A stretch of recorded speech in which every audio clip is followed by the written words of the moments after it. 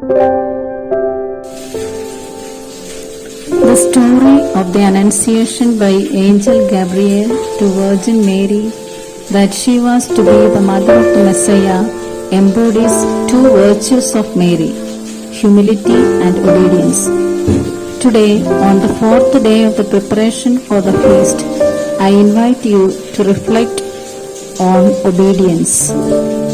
Mary's obedience is clearly unfolded in the story of the Annunciation by her words, "May it be done to me according to your word."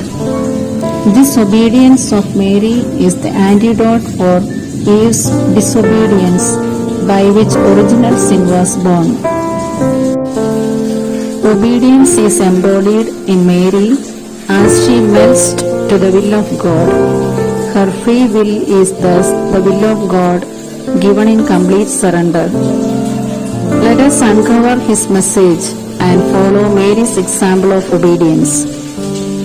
Again, we see Gabriel's visit to Mary was unexpected and terrifying.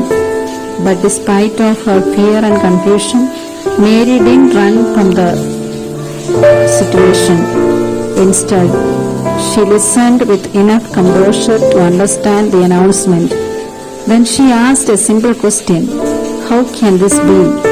Mary didn't question God's call on her life. She only asked for clarification.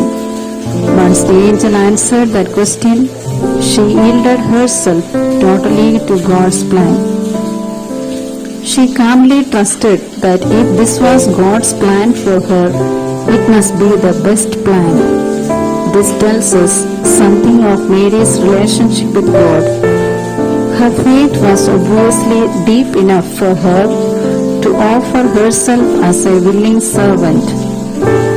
Although Mary found favor with God, we know her life was not without suffering. The true test of our faith and trust comes in our obedience to God. I wonder what would happen if, like Mary, we willingly offered ourselves without questions or delay to God's purpose and plan for our lives. Mary obeyed